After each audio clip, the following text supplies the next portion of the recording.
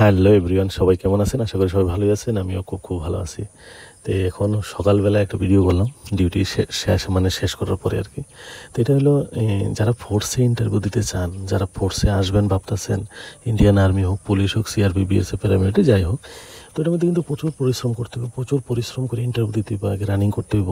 রানিংয়ের পরে তারপরে যে ডকুমেন্ট, যে কাগজ টাগজ, এটি সব বুকে রাখতে হইব। আর যেই জায়গাতে ইন্টারভিউ হয়, মানে শুধু এক জায়গায় না, শুধু আমরা যে ডিস্ট্রিক্টে হইলে দিমু বা আমরা স্টেটে হইলেই দিমু এরকম না। তো সব জায়গায়, অন্য স্টেটেও মানে যারা বাইরের লোক তারা কিন্তু সব জায়গাতে যায়, অ্যাটেন্ড করে। তো এটা গিয়ে সেটা অভ্যাস হয়। অভ্যাস হওয়ার পর এর কমই যেটা আছে এটা মানে বুঝে আর কি, যে আমার এই জিনিসটা কম আছে, আমি এই জিনিসটা পুরা করতে হইব। তো ওই হিসাবে ইন্টারভিউ দিয়ে সেটা তারা অনেক সাকসেস হয়ে যায় আর কি। তো আমরা ত্রিপুরা থেকে লোক মানে খুব কমই বাইরে যায় মানে, কিন্তু যাওয়াটা দরকার। সবখানে গিয়ে ইন্টারভিউ দিলে তখন এটার ভ্যাকেন্সিটা থাকে যে সব জায়গায় দিলে একটা এক্সপিরিয়েন্স হইব। তারপরে আর মানে মনে একটা ইয়ে থাকবো না, যে আমার ভয় থাকবো না যে হইতো না, মানে হিম্মত হারলে হইতো না। যে সুন্দর করে ইন্টারভিউ দিতে হইব, বুঝতে হইব কোন জিনিসটা কম আছে। আর রানিং আর ডকুমেন্ট হইলো মেইন। তখন ফোর্সে আইন। তো ফোর্সের আর একটা কথা হলো কি, বাড়িঘর থেকে তো দূরে থাকবেনি, বাড়িঘরের একটা মায়া থাকবে সবসময়।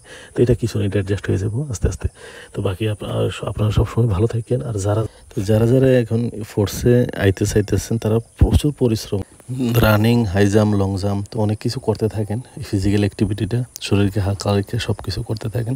আর এখন ট্রেনের ব্যবস্থা ভালো আছে, যে কোনো জায়গায় গিয়ে ইন্টারভিউ দিতে পারেন, বাইরে টাইরেও। ঠিক আছে, আশা করি আপনারা সাকসেস হইবেন যদি ভালো করে কথাগুলো ধ্যান দেন। তো ঠিক আছে, সবাই ভালো থাকেন, সবসময় সুস্থ থাকেন। আর ওই কথাগুলো ধ্যান রেখে সব জায়গাতে গিয়ে ইন্টারভিউ দিয়ে যাতে সাকসেস হন, এটাই আশা করি। আর সবাই ভালো থাকবেন। ওকে, বাই।